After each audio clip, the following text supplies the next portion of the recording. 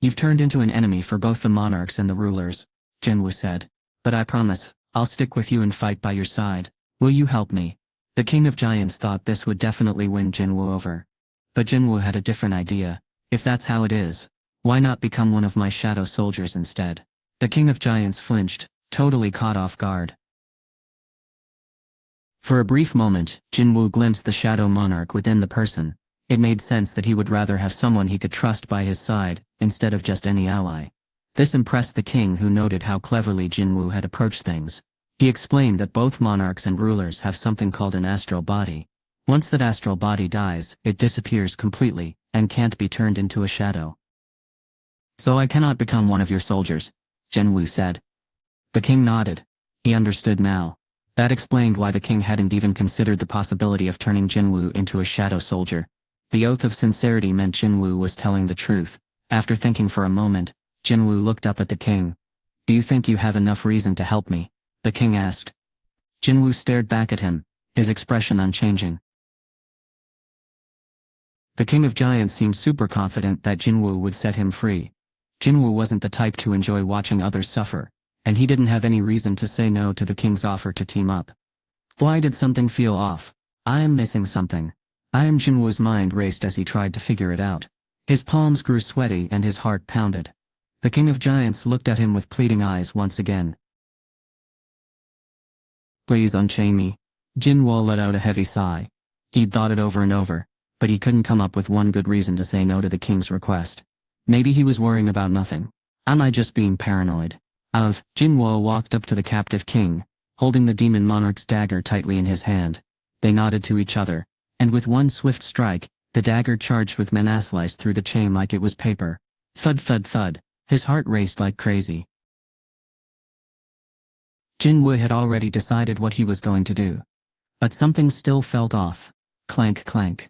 He cut another chain, the metal clattering loudly as it hit the ground. The giant king stood there like a statue, not showing any emotion even as one heavy shackle after another fell away.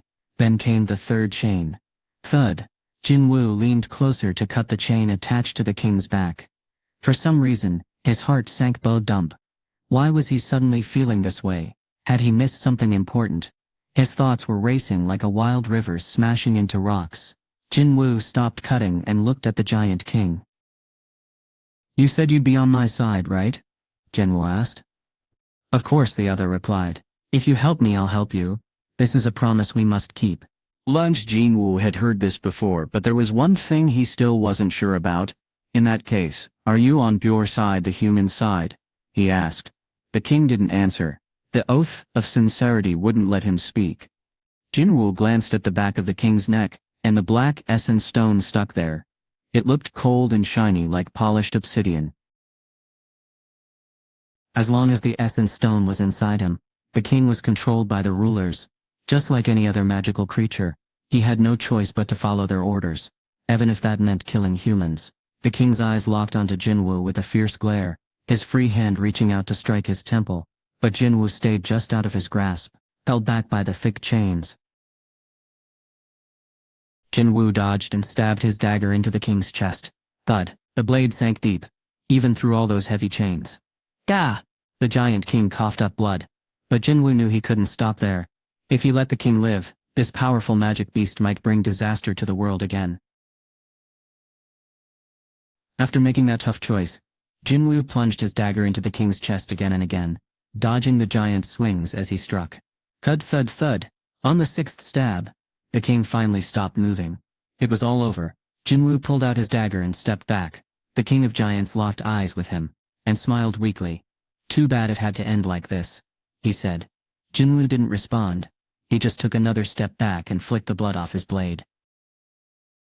The battle between the people of your world and the forces of chaos is getting fiercer every day. It's turning into an all-out war zone. Cough. The king spit blood again but still managed to smile one last time. May everything you want to protect burn to ashes, he said, his voice weak. That won't happen.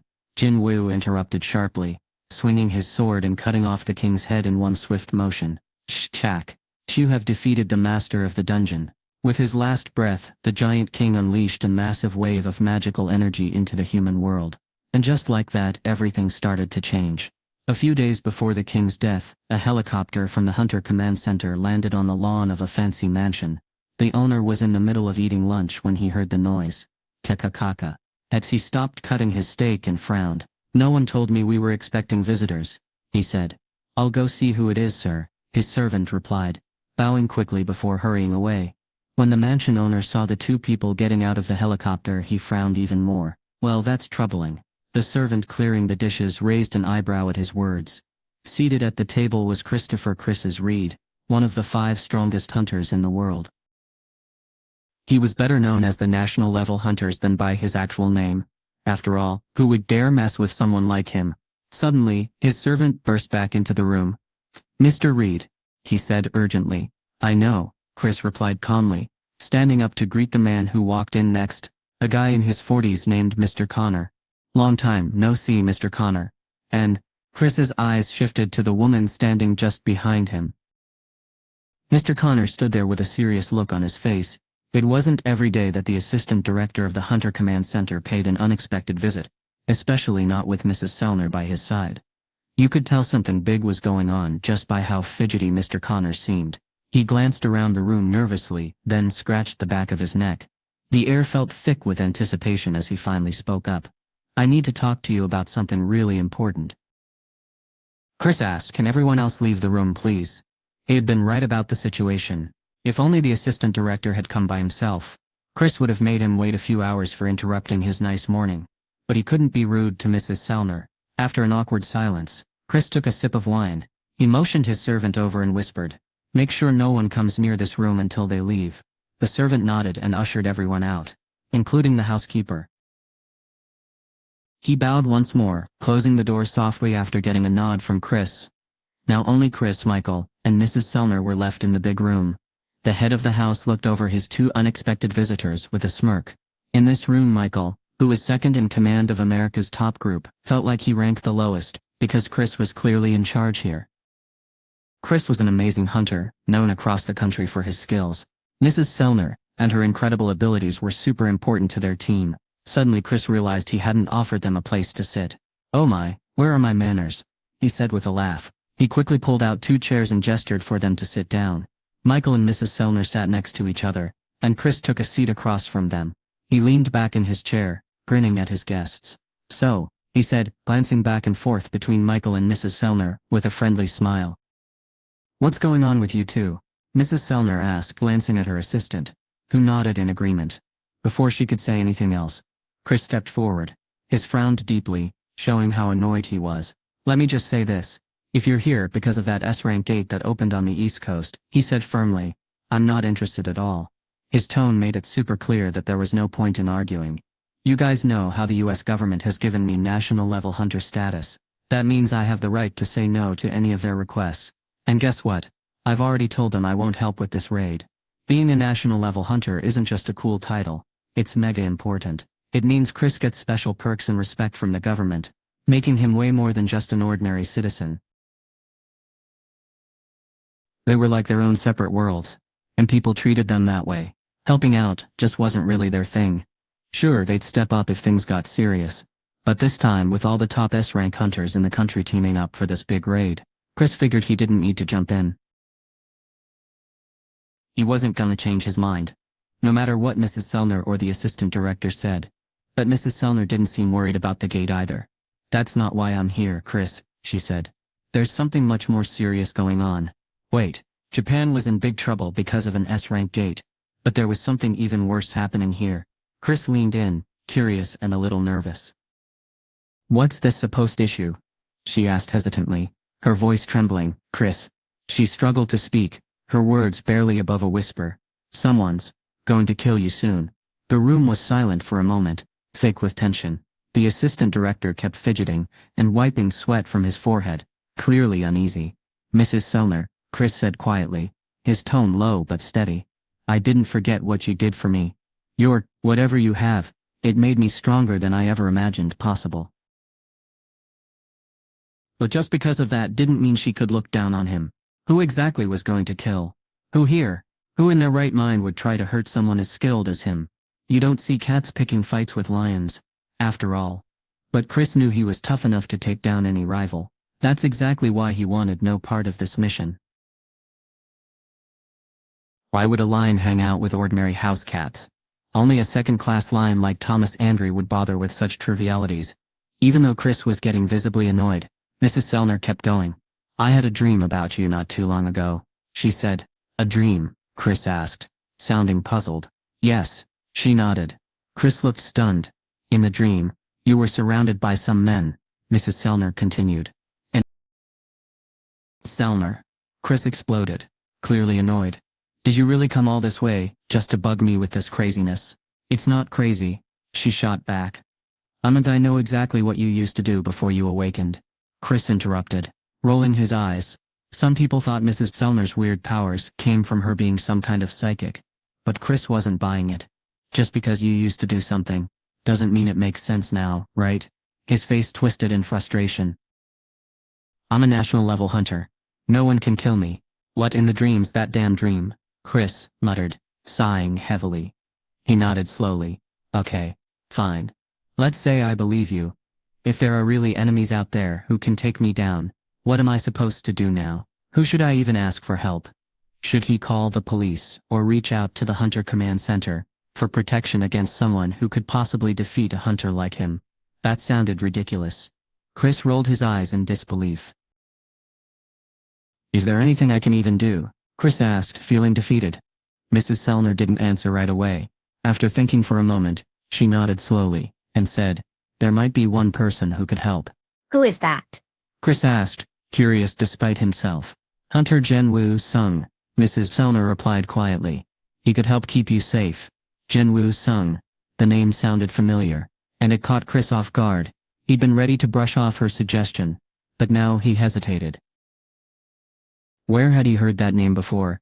It felt familiar, like something from just a few days ago. Then it hit him. Was it that rumor he'd overheard near the city square? The one about some kind of dangerous underground dungeon breaking open in Japan. Chris's brow furrowed as he turned to face his friend. Are you talking about that Asian hunter who went to tackle the dungeon break in Japan? His friend nodded. Yes, that's him. Hunter Jin-Woo Sung, Mrs. Sellner, a wise old woman with a keen eye for talent, had seen something extraordinary in Hunter Sung, a power so vast. It seemed almost endless. She believed it might even surpass the abilities of the strongest hunters in the country. She told him all this because she was really worried about him. But Chris, being a proud hunter, felt insulted. Damn. He accidentally slammed his fist on the table so hard it sank into the floor. Get out, Sellner, he shouted, jumping to his feet and pointing toward the door. Oh, wait a second. Michael wanted to calm Chris down but hesitated. We should go, he stuttered, leading Mrs. Sellner out even though she was reluctant. A servant rushed in, noticing the broken table. What happened, Mr. Reed? He asked. Mr. Reed simply shook his head and said, nothing. If it hadn't been for Mrs. Sellner, to whom he owed a lot, things might have turned out much worse. Chris took a deep breath to steady himself. How could she look down on him like that? He turned to his servant, who had been startled but quickly snapped back to attention. You know when Jin-Woo Sung will start the raid? He asked. The news from Japan was all over the headlines, even in the US. Jin-Woo's name was almost as famous in Japan as the giant monsters causing chaos. The servant checked his watch and figured out the time difference. I think he'll arrive in Japan in about an hour, he said. An hour, Chris muttered to himself, trying to stay calm. At least he had something to distract him as he watched the helicopter carrying Michael and Mrs. Sellner fly away. Suddenly, a message popped up. You have defeated the master of the dungeon. Aft, with a loud thud. The king of giants lost his head. Jin-Woo leaped back just in time to avoid a splatter of blood from his neck. Happen. He figured. It was just another regular system alert.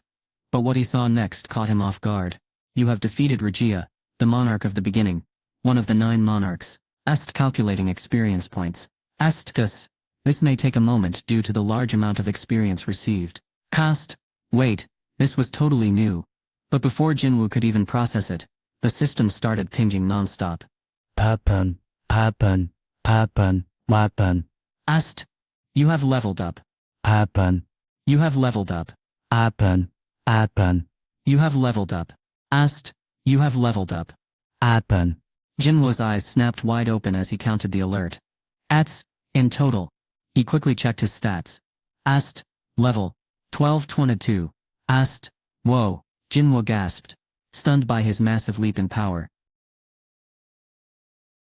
After defeating those tough ants, he hit level 100. But leveling up again took forever. The problem was probably how much stronger the magic beasts were compared to him. Only when he got permission from some guilds to tackle a few high-level dungeons did he finally make it to level 1. Wow! Thanks to the giants and their help, Jin-Woo had just hit level 120. That was awesome. He nodded, feeling pretty proud of himself. Killing the king had been a great idea. His level jumped up by 8 levels. After all, even though the Monarch of Destruction was tied up with special chains, it still had an insane amount of mana that could take a hunter's breath away. Jin-Woo shivered at the thought of such a powerful creature running free in the world. Luckily, Jin-Woo had figured out the beast's true nature before things went downhill. The king's body suddenly started cracking like dry dirt. It turned into sand and then vanished into thin air. Jin-Woo remembered the explanation he'd heard. When an astral body dies, it disappears completely. That means I can't become one of your shadow soldiers. This was the first time Jin-Woo had ever seen an astral body die, and it was a pretty weird sight to watch. The king was right. No black smoke or mysterious messages popped up from the sand. Jin-Woo uncovered a sleek, black essence stone and wiped it clean with his sleeve. It was a bummer. He couldn't create a new shadow soldier, but at least he scored this awesome stone. As he held it up, his face stared back, reflected in its glossy surface like a mirror. As Jin-Woo stared at the object in front of him, he could feel its powerful energy buzzing through his fingertips. It made his skin tingle, like pins and needles, but way more intense. So, if this was one of those things the rulers sent, no wonder it felt so charged. Whenever Jin-Woo heard the word rulers, a strange image popped into his head. He would picture 4 glowing angels, descending from the sky, their presence both awe-inspiring and terrifying. Even though he knew it wasn't real, the vision still sent shivers down his spine. It was as if his heart had dropped straight into his stomach. Could those angels really be the rulers? Jin-Woo gulped at the thought. If they showed up right now, he knew he wouldn't stand a chance against them. Jin-Woo gripped the glowing essence stone tightly in his hand. I need to get even stronger, he thought to himself. And for that, Jin-Woo felt super lucky. He had already gained the power of the Shadow Monarch. With this power, he already had some amazing abilities, and he knew he could get even stronger over time. But then a thought popped into his head. What if he hadn't scored high enough during his job change quest? What if he'd been rejected because he didn't have enough points? Jin-Woo couldn't help but wonder how things might have turned out differently. He muttered to the floating status screen in front of him. Let's see. Where do I stand now? Hey, say something already, Jin-Woo said. But there was no response. He waited, then added, come on. Still nothing. Talking to the system was something Jin-Woo had always wanted to try. He stood up, and as he turned around, his foot knocked against something metallic. Ax! Jin-Woo looked down and saw a heavy chain on the floor, the same one that had once held the King of Giants. He thought, this could be useful. Carefully, he reached down and picked up part of the chain that was still attached to the wall. He could feel his power being sucked out. Little by little, it was disappearing. The chains were draining his mana. One chain might have been easy to break free from, but with several wrapped around him, even someone super strong would struggle to escape. Jin-Woo grinned mischievously as he watched his mana drop on the stat window. Mind if I do? He thought, clearly entertained by the challenge. He happily summoned a demon monarch's dagger and started cutting through the chains one by one. But then something weird happened. Cutting them didn't stop the mana drain at all. What's going on? Jin-Woo wondered. No matter which chain he cut, the same thing kept happening. Confused, he looked back at the wall and grabbed another chain connected to it. Yup, just as before, it was still soaking up his mana, like nothing had changed. Jin-Woo had a pretty good idea of what was going on. So that's how it is, huh? He thought. The chains themselves weren't the artifact after all. They were just draining because of the dungeon's power. Once you took them out of the dungeon, they became useless, just scrap metal. No point in carrying these around. Then Jin-Woo said to himself. He dropped the chains on the ground with a clatter. He felt a little let down, but honestly he'd already accomplished so much. During this raid he'd added giants to his shadow army, and even leveled up to 12 Jin-Woo was thrilled. Everything had turned out even better than he imagined. With a grin, he tossed the chains aside and turned around. Baru bowed respectfully, then pointed toward the exit. At Jin-Woo's signal, the army of soldiers parted like a curtain, creating a clear path. Jin-Woo patted Baru on the shoulder, now clean after their battle. The simple gesture made Baru smile with pride. He followed Jin-Woo, and behind them marched 1,000 soldiers, each stepping in perfect sync. Stomp! Stomp! The dungeon echoed with the heavy footsteps of the marching army. Jin-Woo couldn't help but smile when he saw the sunlight shining through the exit. This meant their tough fight with the giants was finally over. The room at the Hunters Association was so quiet you could hear a pin drop. Everyone held their breath, staring at the big screen at the front. Now and then, a nervous gulp would break the silence. It showed a live view of Shinjuku using a special camera that detects mana. Magic power popped up on the map as tiny dots of light. Bigger dots meant stronger magic. Everyone in the room knew what the huge glow in the middle of Tokyo represented. But they were all stunned to see hundreds of smaller lights gathered around it. Are all those little dots Hunter Sung's followers? Someone asked. Wow, that's a lot. Another person replied. President Matsumoto leaned over to whisper to the analyst beside him. How many are there exactly? The analyst shrugged. It's hard to tell because some dots overlap, but we're guessing at least 800. 800 meant it was definitely way more than that. This number was way bigger than what Jin-Woo had used on Jeju Island. More than double. President Matsumoto was totally stunned. How did Jin-Woo manage to double his minions in such a short time? Honestly, being able to increase your minion count at all was already mind-blowing. The president ran a shaky hand over his face. If Jin-Woo had been an enemy, they would have been doomed for sure. Luckily, he was on their side, which was a huge relief. President Matsumoto couldn't thank the hunter enough for sparing Japan. Still reeling from shock, he turned his focus back to the screen. The smaller dots of light were closing in on the bigger one. Jin-Woo's forces were about to clash with the giant guarding the gate. Everyone watched with bated breath, their palms sweating as the lights twisted and turned together. Then in an instant the large dot faded away. Yeah! The room erupted in cheers so loud they could have shaken the walls. People laughed and hugged each other, wiping away tears of joy. The islands of Japan were finally safe from the giants that had terrorized them for so long. And there was one person to thank for this victory, a hunter from Korea. President Matsumoto sat in silence, staring at the screen. Then, he slowly nodded his head. Deep down, he couldn't help but feel a little bitter. After all, Jin-Woo, the incredible hunter who had just saved Japan, wasn't even Japanese. It felt unfair that such an amazing hero belonged to Korea instead. But now he was super grateful. Jin-Woo had been on Korea's side during all this craziness. If Jin-Woo hadn't stepped in, Japan would be. President Matsumoto shook his head, not wanting to even think about it. He picked up his phone to do one of his last tasks as the president of the association. The call connected right away. How did it go? The Prime Minister's voice was tight with worry on the other end. President Matsumoto cleared his throat, trying to sound calm and official as he shared the news. Japan is safe. The sound of loud cheering came through the phone. The Prime Minister kept his cool and continued their talk. Good work, President Matsumoto. But don't think this means you're off the hook for what happened.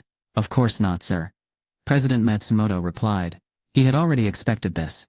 If a general fails to defeat the enemy's leader, they would have to take responsibility.